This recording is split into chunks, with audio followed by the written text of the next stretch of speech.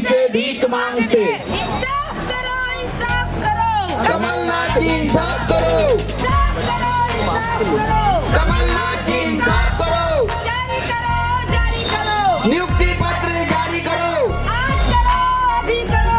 नियुक्ति पत्र जारी करो, जारी करो, जारी करो। नियुक्ति पत्र जारी करो, आज करो, अभी करो। नियुक्ति पत्र जारी करो। We want joining, we want joining. आवाज दिया। 15 महीने का संघर्ष नहीं है ये, हमारा संघर्ष देखा जाए तो 27 वर्षों बजने की आवश्यकता है कि हम राजेंद्र कुमार नाम है उनका, उन लोगों को तो यहाँ पर डटे हुए रहना ही है। हमारे जो कुछ साथी नहीं आए हैं उनको भी मोटिवेट करना है हमें आने के लिए। आप लोगों ने देखा है एमए बिजनेस और ये आरसीए वाले क्या करते हैं, कितने ठोकरे खाते हैं, उसके बाद में भी दरवाजे खटखटाना नहीं भूलते हैं। इसी तरह से हमें भी ऐसा नहीं सोचना है कि हमारे कुछ भाई है वो नहीं आ रहे हैं यार, उसको बोलो कितना भी नहीं सुनता, उसको तो कुछ बोलते ही नहीं। ये हमारा प्रयास करना है, क्योंकि 1 और 1 11 होते हैं और 1 के बगल में अगर 3 जीरो लगा दिया जाए तो 1000 होते हैं। एक चना भाड़ नहीं फोड़ सकता।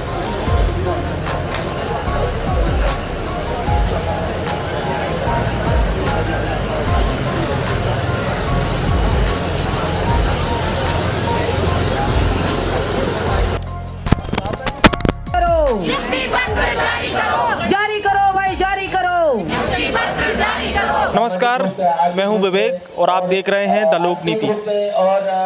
ये गांधी का देश है, ये अंबेडकर का देश है, इसीलिए फोटो में आपको गांधी भी नज़र आते हैं, अंबेडकर भी नज़र आते हैं, अंबेडकर का लिखा संविधान भी नज़र आता है। और ये जो इस समय लोग बाग यहाँ बैठे आपको दिखाई दे रहे हैं, ये साधारण लोग नहीं हैं, ये प्रदेश के शिक्षक हैं। एमपीपीएससी द्वारा इनका चयन असिस्टेंट प्रोफेसर के पद पे हुआ था। साल 2018 जून महीने में इनकी परीक्षा हुई थी, अगस्त से परिणाम आना शुरू हो गए थे, लेकिन अभी तक इनको ज्वाइनिंग नहीं दी गई है। अपनी ज्वाइनिंग ना मिलने की वजह से ये भोपाल में हड़ताल कर रहे हैं और बीते 5 दिनों से ये हड़ताल सरकार के खिलाफ की जा रही है, सरकार को जगाने के लिए की जा रही है। और अपने केस दान भी ये लोग कर रहे हैं विरोध स्वरूप कि ये सरकार जागे और देखे कि किस तरह से जीवन यापन करना पड़ रहा है देश को बनाने वाले छात्रों के शिक्षकों को। जहां बाल काटने वाले भी प्रोफेसर हैं, बाल कटवाने वाले भी प्रोफेसर हैं। बाल क्यों दे रहे हैं? बाल देने से क्या होगा? बाल देने से मेरे ऐसा लगता है कि हम सब ने भारतीय संविधान के बनाए गए नियमानुसार पीएससी पास की है और ऐसा कोई पाप कर लिया है कि सरकार हम लोगों को पीएससी जैसी परीक्षा पास करने के बाद नियुक्ति के लिए आंदोलन को मजबूर कर रही है। नहीं तो आप लोग एलिजिबल जब हो गए तो सरकार को क्या दिक्कत हो रही है आप लोग को ज्वाइनिंग देने में? सरकार को समझ में नहीं आ रही कि दिक्कत कहाँ है, ये तो अपनी उनकी पर्सनल प्रॉब्लम है, लेकिन हम लोगों को उनको नियुक्ति पत्र जल्दी से जल्दी जारी कर देना चाहिए। आप ये बताएंगे कि कितने लोग जो हैं वो एमपीपीएससी द्वारा चयनित हुए थे पूरे प्रदेश में? 2700 लोग हैं हम सब लोग जो एमपीपीएससी द्वारा चयनित है सहायक प्राध्यापक विषय पर। और 2700 लोगों को अभी तक ज्वाइनिंग नहीं मिली है? नहीं, सरकार ने एक आदेश दिया है कुछ दिन पहले जिसमें से कि 124 लोगों को नियुक्ति पत्र देना है। उन 124 में से मात्र केवल अभी तक 33 लोगों को दिया है, वो भी नहीं दिया है अभी सबको। जी। और आप लोगों की अभी जो है लास्ट डिमांड क्या है सरकार से? मतलब बिल्कुल जल्दी से जल्दी एग्जीक्यूट क्या करना चाहिए? सरकार से हम ये आपके चैनल के माध्यम से निवेदन करना चाहते हैं कि जितना जल्दी से जल्दी हो सके और आज ही हम लोगों के सभी 2700 लोगों के नियुक्ति पत्र जारी कर दिए जाए। तो 2700 लोग, जैसा कि आपने जाना कि 2700 लोगों की ज्वाइनिंग हुई थी, लेकिन अभी तक इन्हें सरकार द्वारा पद नहीं मिल पाया है। और सिर्फ यही डिमांड है, यही मांग है कि जल्द से जल्द सरकार इन भर्तियों को एग्जीक्यूट करे। तो आप शिक्षक हैं और ये बाल काटने का काम क्यों कर रहे हैं? सर, सबसे बड़ी प्रॉब्लम ये है कि ये मेरा पुश्तैनी काम है। जी, आपका पुश्तैनी काम है, लेकिन आप यही काम नहीं करना चाहते? मैं यही काम नहीं करना चाहता, इसी वजह से मैंने हायर एजुकेशन ली। मैंने अभी क्या एजुकेशन है आप? मैं एमएससी फिजिक्स से हूँ, पीएचडी हुए, ठीक है। और 2017 में मुझे एमपी यंग साइंटिस्ट अवार्ड भी मिला है और कई बार मैं विदेशों की यात्रा भी कर चुका हूँ रिसर्च के लिए अपनी, ठीक है। लेकिन उसके बावजूद जो है हमें यहाँ तड़पना पड़ रहा है अपने नियुक्ति के लिए, ठीक है। तो यह एक बहुत बड़ी विडंबना होगी हमारे लिए कि पूरी एजुकेशन सिस्टम के लिए कि हमारे जैसे लोग जो है इतनी अच्छी एजुकेशन लेने के बाद, सब कुछ करने के बाद में सोसाइटी के लिए सब कुछ अच्छे से अच्छा करने के लिए हम सोचते हैं, लेकिन उसके बावजूद सरकार हमें नियुक्ति नहीं दे रही है। तो ये एक हमारे लिए बहुत दुख भरी बात है, एक सिस्टम के लिए भी। क्योंकि सरकार बार बार पढ़ने पढ़ाने का दावा करती है, लेकिन असली दावे यहाँ पर कितने धते साबित हो रहे हैं ये आप कैमरे के माध्यम से साफ तौर पर देख सकते हैं। हम कुछ अन्य शिक्षकों से भी मिलेंगे और उनकी डिमांड्स जानेंगे और किस तरह से सरकार उसे एग्जीक्यूट करने में इतना समय लगा रही है इसकी भी जानकारी आप तक पहुँचाएंगे। आप बने रहिए द लोक नीति के। तो अब आंदोलन को बारीकी से समझने के लिए, जानने के लिए साथ में भारत के संविधान की किताब भी है, अंबेडकर नज़र आ रहे हैं और संविधान की धाराओं को समझने वाले ये शिक्षक भी मौजूद हैं, लेकिन स्वयं इनके साथ न्याय नहीं हो पा रहा है। तो ऐसे में प्रदेश की शिक्षा कैसे सुधरेगी और बड़े बड़े बयान देने वाले मंत्री मुख्यमंत्री इस बात को क्या समझ पाएंगे या ये भी केवल एक वोट बैंक की पॉलिटिक्स है? आइए समझते हैं। सर, सबसे पहले तो ये बताइए कि इस पूरे अनशन का आशय क्या है और मैसेज क्या देना चाहते हैं सरकार को? सर, हमारा उद्देश्य ये है कि हमको किसी हालत में नियुक्ति पत्र चाहिए, क्योंकि काफ़ी दिनों से हम परेशान होके आ रहे हैं। जैसे महू तो संविधान निर्माता की जन्मस्थली है बाबा साहिब की, तो वहाँ से हम 24 नवंबर से हमने जो यात्रा शुरू की है, तो सरकार का कोई भी पर्सन नहीं आया है कि हमारी जो परिस्थितियाँ, जो परेशानियाँ हैं उनके बारे में जानकारी ली हो, क्योंकि हम काफ़ी दिनों से ऐसा प्रताड़ित हो रहे हैं। आपके साथी लोग छिंदवाड़ा भी गए थे, तो मुख्यमंत्री साहब ने ज़बरदस्त ट्वीट कर दिया था कि सभी MPPSC के जो चयनित हमारे प्रदेश के युवा लोग हैं उनको टेंशन लेने की ज़रूरत नहीं है, हम सबका काम करवाएंगे।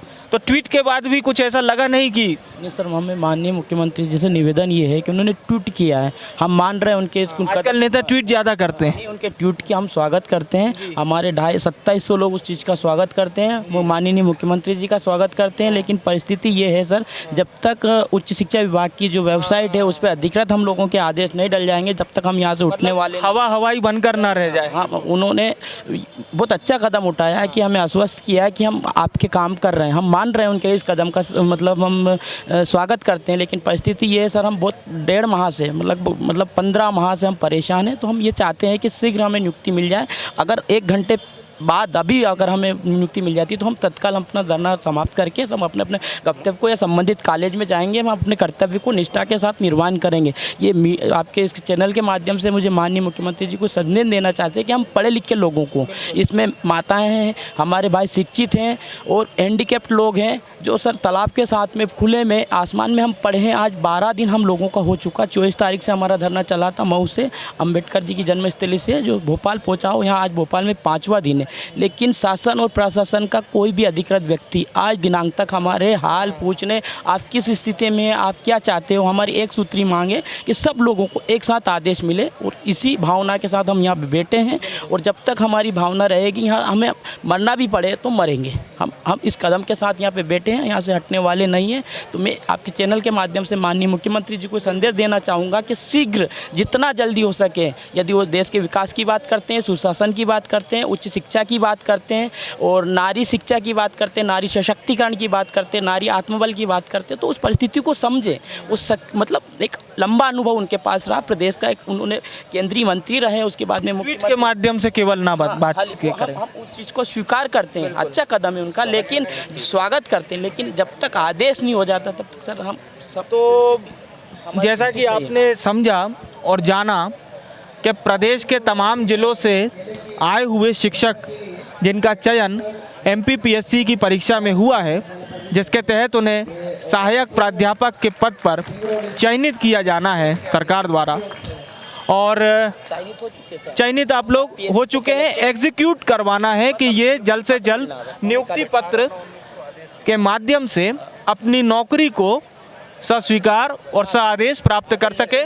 मैं चाहूँगा शशांक आपसे कि आप यहाँ पे इन्होंने माननीय कोर्ट का जो आदेश है मैं पढ़ के बताना चाहूँगा। इसमें लिखा हुआ है कि याचिका क्रमांक 19,630/2019 में माननीय हाईकोर्ट द्वारा 18/9/19 को पारित किए गए अंतरिम आदेश का विस्तार एवं प्रभाव केवल आरक्षित वर्ग की उन महिला अभ्यर्थियों के चयन पर है जिनका चयन अनारक्षित महिला वर्ग में हुआ है।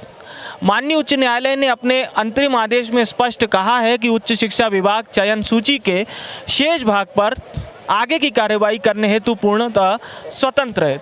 कोई मुझे हाई कोर्ट की टीप के बारे में बताना चाहेगा यहाँ पे? हाई कोर्ट की टीप के बारे में जी? ये जो है ये केवल आदेश की प्रति ही लगा रखी है हमने। नहीं, आदेश की प्रति है। जो दर्शक अभी ये प्रोग्राम देख रहे होंगे वो उसको आसान भाषा में जानना चाहते हैं कि आसान भाषा में क्या एग्जीक्यूट करने के लिए बोला। वो ये बोला गया है कि केवल और केवल जितने 91 प्रभावित कैंडिडेट है उनको छोड़ करके बाकी सबको नियुक्ति दी जानी चाहिए। प्रभावित कैंडिडेट मतलब क्या? प्रभावित जो आरक्षित वर्ग की है, जो अनारक्षित वर्ग की है, जो आरक्षित वर्ग में सेलेक्ट हो गई है, बस वो 91 महिला है, उनको छोड़ के सब बाकी लोगों को 2700 लोगों को नियुक्ति देने के लिए स्वतंत्र है गवर्नमेंट। कोर्ट की ये टिप्पणी है सर। तो उच्च न्यायालय की टिप्पणी के बारे में बताने के लिए हमारे साथ मैडम मौजूद हैं जो आपको बताएंगी उच्च न्यायालय की टिप्पणी के बारे में। मैडम, ये टिप्पणी क्या है, इसके बारे में कैसे समझा जाए? सर, ये जो केस लगा है, यूएनआरएफ का केस लगा है 91 महिलाओं पे जो कि ओबीसी से हैं, लेकिन उनकी परसेंटेज ज़्यादा होने के कारण उन्हें अनारक्षित की सीट मिली है, यूएनआरएफ की सीट दी गई है और जो कि नियम संगत है। इसके संबंध में मध्य प्रदेश लोक सेवा आयोग द्वारा जो है हाई कोर्ट में जवाब भी पेश कर दिया गया है, क्योंकि ये जो है नियम 1993-94 के अनुरूप अनारक्षित क्या कहलाता है उसके बारे में उसको प्रेजेंट किया गया है जवाब में। अनारक्षित से आशय जो है वो सामान्य वर्ग से नहीं है, अनारक्षित से आशय जो है वो एक यूनिवर्स है, मतलब एक ओपन कैटेगरी है। उसमें जो भी व्यक्ति जो है अधिक परसेंटेज लेके आता है या मेरिट में आता है, वो किसी भी कैटेगरी का हो वो उसमें सेलेक्ट होता है। तो ये जो नियम है जो पीएससी ने दिया है वो बिल्कुल सही दिया है। और अभी क्योंकि ये केस लगा हुआ है तो केवल ये बहाना यदि चल रहा है कि 91 यूएनआरएफ को छोड़कर जो है बाकी को नियुक्ति दी जाए, ये तो गलत है। मतलब आप बाकी को नियुक्ति दीजिए। आप लोग इससे भी संतुष्ट नहीं है? नहीं, प्लस यूएनआरएफ को भी दीजिए, क्योंकि यूएनआरएफ सबको दी जाए, मतलब सबको दी जाए, क्योंकि यूएनआरएफ की भी चॉइस फिलिंग की जा चुकी है। और जब चॉइस फिलिंग कराई गई है तो उसमें नीचे टीप लिखी हुई है कि याचिका क्रमांक 19/630 के अनुरूप जो है जो भी निर्णय हो गया उसके अधीन जो है इनकी ज्वाइनिंग रखी जाएगी। तो जब हमको मतलब ये चॉइस फिलिंग हमारी हो चुकी है तो हमें नियुक्ति क्यों न दी जाए सर? तो सरकार को दिक्कत क्या है ये देने में? सरकार को दिक्कत क्या है? सर, हमारी ओर से तो कोई दिक्कत जो है सरकार को क्या दिक्कत हो रही है? क्या सरकार मतलब क्या मन में कुछ और है और जुबान में कुछ और है, ऐसा लग रहा है क्या? सर, हमको तो उसकी कथनी करनी में जो है अंतर है, बिल्कुल है। लेकिन ये ट्वीट बहुत अच्छा किया था मुख्यमंत्री साहब ने, मैंने पढ़ा था। जी सर, लेकिन वो उसमें ना संख्या है ना कुछ लिखा है, ना डेट लिखी है, तो ये क्लियर हो ही नहीं रहा है। माननीय कमलनाथ जी ने जो लिखा उसका हम स्वागत करते, लेकिन उसमें कुछ भी क्लियर नहीं है। तो हम लोग इस पसोपस में हैं कि हमको कुछ तो क्लियर जो है इंस्ट्रक्शन मिले, है ना, हम लोग तो ये चाहते हैं। अतिथि विद्वान मांग अनैतिक है। कैसे अनैतिक है? इसलिए अनैतिक है सर क्योंकि जब ये अभी हमने 1 महीने पहले यहाँ पर एक स्टोरी करी थी जो गेस्ट फैकल्टीज़ को लेकर थी, और जिसमें गेस्ट फैकल्टी साफ तौर पर कह रहे थे, और उसमें स्वयं मंत्री जीतू पटवारी भी आए थे। आप हमारे चैनल पर ये स्टोरी देख सकते हैं, और स्वयं 3 विधायक भी आए थे। तो चूंकि उनके क्षेत्र के काफ़ी लोग यहाँ आए थे, तो उनका ये कहना था कि आप हमें पहले प्रोसेसिंग में लीजिए, और एमपीपीएससी में जो है कुछ घोटाला हुआ है। ये साफ तौर पर शब्द थे। तो दर्शकों के लिए जानना जरूरी हो जाता है कि भाई ये चीज़ क्या है, और आप लोग बताना चाहूँगी सर। एक्चुअली क्या हुआ है कि जब 2017 में ये विज्ञापन निकला है तो सभी को इस विज्ञापन में, इस भर्ती में परीक्षा देने का मौका दिया गया है, चाहे वो अभी फेल हो गए हैं वो विद्यार्थी हों जो कि ये मांग कर रहे हैं कि हम 10-15 सालों से पढ़ा रहे हैं इसलिए हमें नियमित कर दिया जाए, उनको भी ये परीक्षा देने का मौका दिया गया है और उनने ये एग्ज़ाम दिया है। क्योंकि हम फेल हो जाएं तो हम परीक्षा को गलत साबित करने लगें, ये उचित नहीं है। और उन्हीं गैस फैकल्टीज़ में से 5000 लोग जो है गैस फैकल्टी में काम कर रहे हैं, लेकिन जिसने इस परीक्षा के लिए मेहनत की है लगभग 1100 ऐसी अतिथि विद्वान हैं, जो 1140 ऐसे अतिथि विद्वान हैं जो अतिथि विद्वान के पद पर कार्य कर रहे हैं और जो एमपीपीएससी लोक सेवा आयोग की परीक्षा में चयनित भी हुए हैं। तो क्या भी गैस फैकल्टी बिल्कुल उनने अतिथि विद्वान के पद पे काम भी किया है और उन्होंने पढ़ाई भी की है। आप सिर्फ अतिथि विद्वान हैं इसलिए आप परीक्षा को गलत ठहरा के मतलब अनैतिक मांग करने लगे कि हम क्योंकि फेल हो गए इसलिए हमको मतलब नियमितीकरण दे दिया जाए, तो ये गलत है। यहाँ जांच का विषय वही उठा रहा है जो 1146 सिलेक्ट हुए हैं, उसके बाद में जो फेल हो गया है वही व्यक्ति जो है कि इस पीएससी के ऊपर जांच की मांग कर रहा है। लेकिन जो है समस्त प्रकार की उन लोगों ने नकारात्मक टिप्पणियां की है, लेकिन शासन प्रशासन जानता है, इसलिए उन्होंने आज दिनांक तक कोई जाँच कराई भी नहीं है, क्योंकि जब शासन ने ही परीक्षा ली वो भी ऑनलाइन, वो पूरी निष्पक्षता से, पारदर्शिता से, तो इसमें जाँच का कोई सवाल ही नहीं उठता है। क्योंकि ये महत्वपूर्ण इसलिए भी हो जाता है कि जो एलिगेशंस होते हैं तो कई बार लोगों को वो एलिगेशन समझ में नहीं आते, तो लोगों को ये लगता है कि जो कहा जा रहा है वो सही है। क्योंकि और ख़ास तौर से सरकार के लिए, चूँकि आप भी इम्पोर्टेंट हैं और वो अतिथि विद्वान भी इम्पोर्टेंट है, सरकार दोनों के मामले का पटक्षेप करना चाहती है। तो आप लोगों को अभी तक सरकार द्वारा कोई जानकारी या कोई प्रतिनिधि जो आए हों यहाँ पर कोई?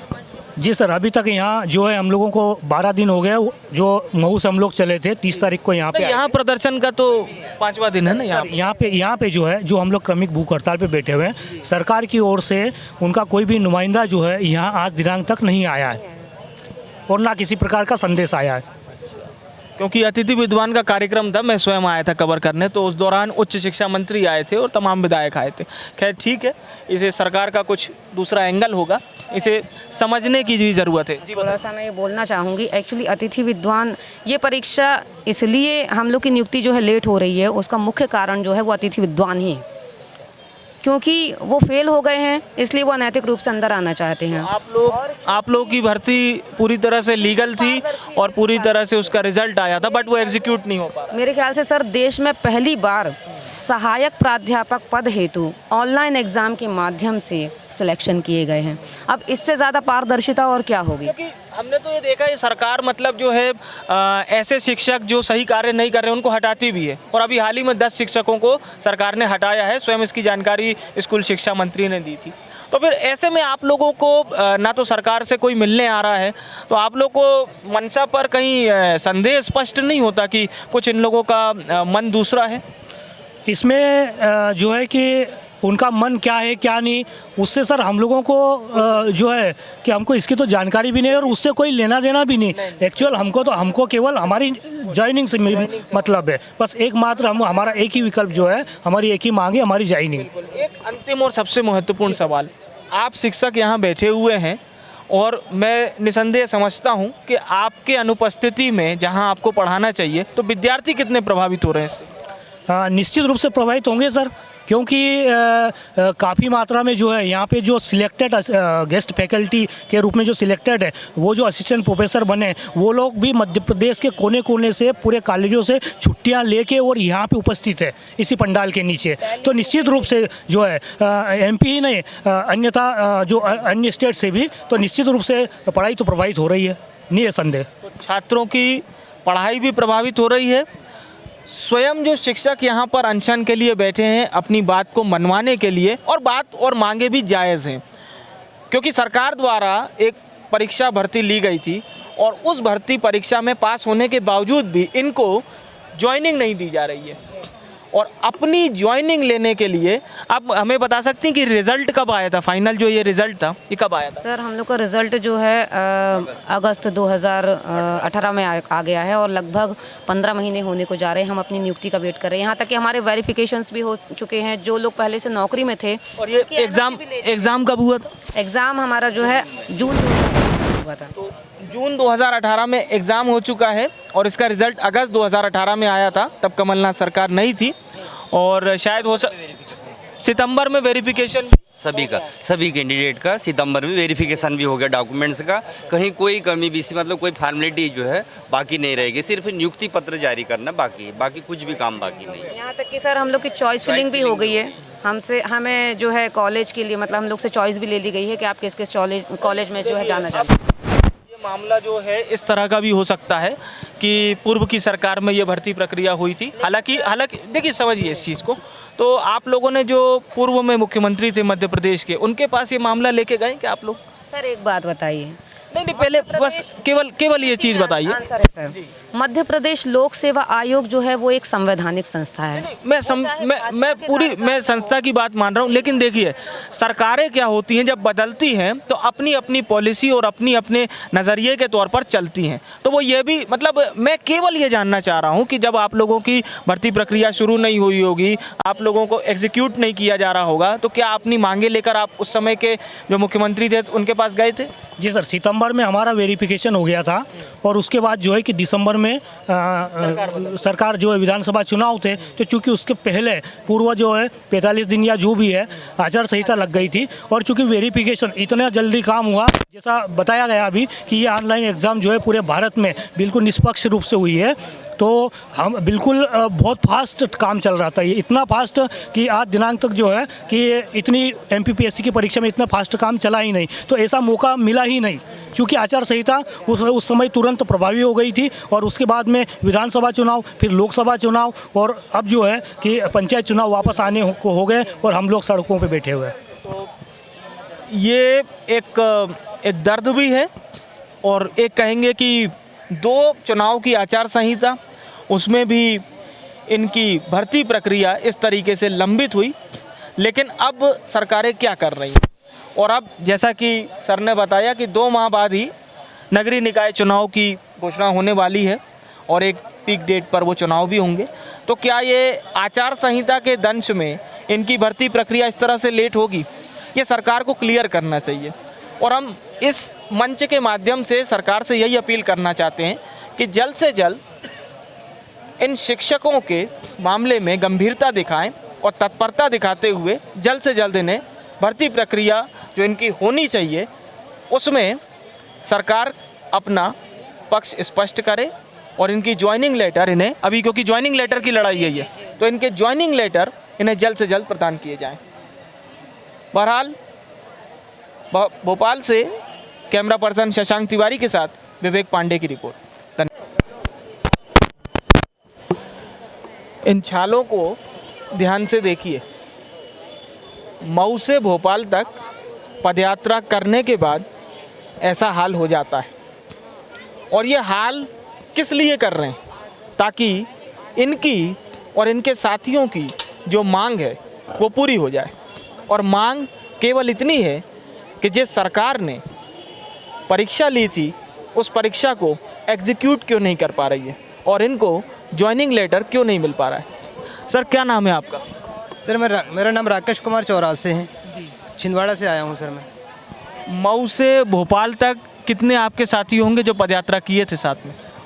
सर हम लोग मऊ से निकले थे, अब 2700 साथी थे और लगभग कंटिन्यू हमने 1000 साथी कम से कम है जिन हुआ है और साथ में है। जैसे मेरे पैर में छाले, ऐसे कईयों के पैर में ऐसे छाले हैं। कुछ बहनें, उनके छोटे बच्चे थे, उनकी तबीयत ख़राब हो गई। कुछ महिलाओं की तबीयत ख़राब है जिनको हमने एडमिट रास्ते में कराया। हमारे 2-3 साथी ऐसे जिनके पैर फ्रैक्चर हो गए हैं। और सर हमारी सरकार से भी एक मांग है कि हमने जो एग्ज़ाम निकाला PSC संवैधानिक संस्था के द्वारा, हमें बस वो नियुक्ति पत्र दे दे। हम और सरकार से कुछ नहीं चाहते हैं। सिर्फ नियुक्ति पत्र की लड़ाई है और कुछ भी नहीं। और भी लोगों से जानने की कोशिश करते हैं कि क्यों सरकार समझ नहीं पा रही है और क्यों इनकी बात पर ना तो यहाँ कोई अभी तक सरकार के द्वारा प्रतिनिधिमंडल भेजा गया, ना ही किसी अधिकारी को भेजा गया, ना नेता खुद सुध लेने आए। तो आपको ऐसा नहीं लग रहा कि सरकार जो है उसकी कथनी और करनी में थोड़ा अंतर हो रहा है?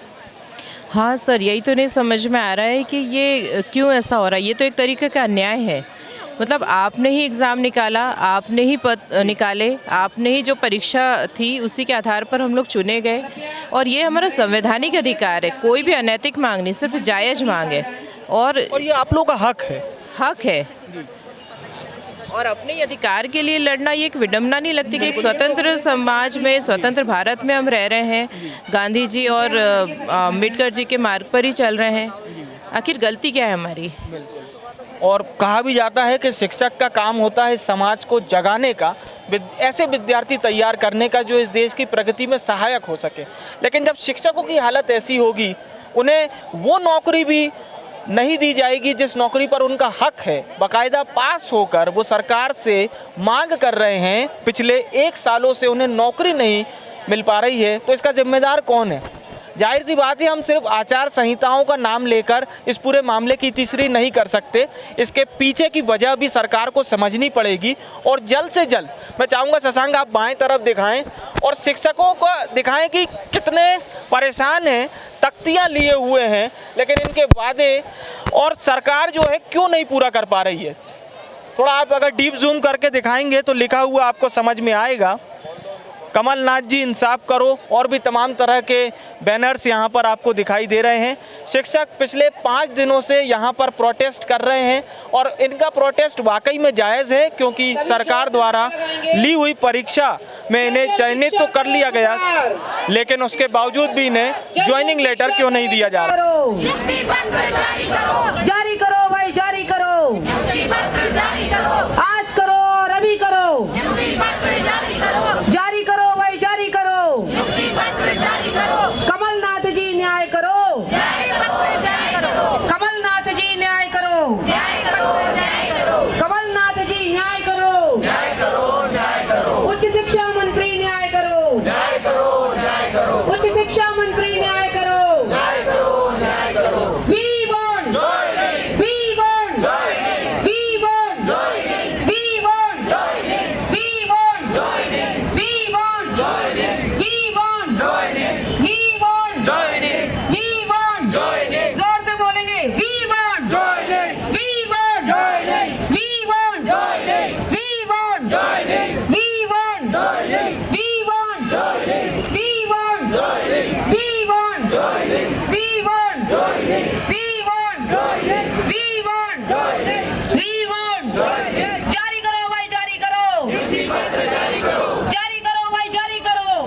आज करो और अभी करो, जारी करो भाई, जारी करो, कमलनाथ जी न्याय करो, कमलनाथ जी न्याय करो, उच्च शिक्षा मंत्री न्याय करो, उच्च शिक्षा मंत्री। शिक्षकों के प्रदर्शन में जो महिलाएं भी शामिल हैं और महिला शिक्षक अपने बच्चों को आखिर कहाँ छोड़ कर आ सकती हैं। बच्चे भी प्रदर्शन में शामिल हैं और हो भी क्यों ना, आखिर मम्मी लोगों को ज्वाइनिंग जो दिलवानी है। तो मैडम आप बताइए, एक मिनट आप बताइए, ये कितने दिनों से आप लोग प्रोटेस्ट कर रहे हैं सर? और बच्चे भी अब शामिल हो गए हैं प्रोटेस्ट में। सर जब से ये पदयात्रा शुरू हुई है 24 नवंबर से, तब से हम लोग शामिल हैं इस पदयात्रा में, और भोपाल में भी इस यात्रा में हम इस धरने प्रदर्शन में 4 दिनों से शामिल हैं। परंतु सर ये सरकार को से हमको देखने में मिला है कि जो हमारा अधिकार है, हमारा नियुक्ति पत्र, सिर्फ हमारी उनसे इसी की मांग है, कोई लड़ाई नहीं है, सरकार से कोई द्वेष नहीं है, ना हम राजनीति कर रहे हैं, हम सिर्फ अपना नियुक्ति पत्र मांग रहे हैं कि हमको अपना नियुक्ति पत्र दिया जाए। हम अपने 1 साल के बेटे को लेकर, ऐसी कई माताएं बहनें हैं जो अपने छोटे छोटे दूध मुँहे बच्चे को लेकर बैठी हैं। सरकार को कम से कम इतनी शर्म आनी चाहिए, इतनी निर्लज सरकार ना बने कि अपनी माता बहनों का भी ख्याल ना करे। हम लोगों को अपना नियुक्ति पत्र दे, जिससे हम अपने कॉलेजों जो हमारा कार्यस्थल है वहाँ जाकर हम अपना कार्य करें। हमको किन कारणों से अपने कर्तव्य से विमुख किया जा रहा है, हमें सरकार ये बता दे, या तो इस प्रश्न का उत्तर दे दे कि हम क्या पीएससी पास होकर भी योग्य नहीं है। जो अचयनित हैं उनकी तो आप बात करते हैं, पर जो चयनित हैं उनको नियुक्ति पत्र देने में देरी क्यों कर रहे हैं? उनको नियुक्ति पत्र अविलंब आज इसी दिन नियुक्ति पत्र दे दें, हम लोग ये धरना खत्म कर देंगे। पर नियुक्ति पत्र दिए बिना, हम नियुक्ति पत्र लिए बिना ये धरना खत्म नहीं करेंगे। तो साफ तौर पर यही कहना है कि नियुक्ति पत्र सरकार जल्द से जल्द दे दे, और जिस दिन इन्हें नियुक्ति पत्र मिल जाएगा ये धरना प्रदर्शन यहीं पर समाप्त हो जाएगा। बहरहाल इस वीडियो के माध्यम से सरकार से हम यही अपील करना चाहते हैं कि जल्द से जल्द अपने कार्य को पूरा करें और इन शिक्षकों को इनका ज्वाइनिंग लेटर जल्द से जल्द दिया जाए।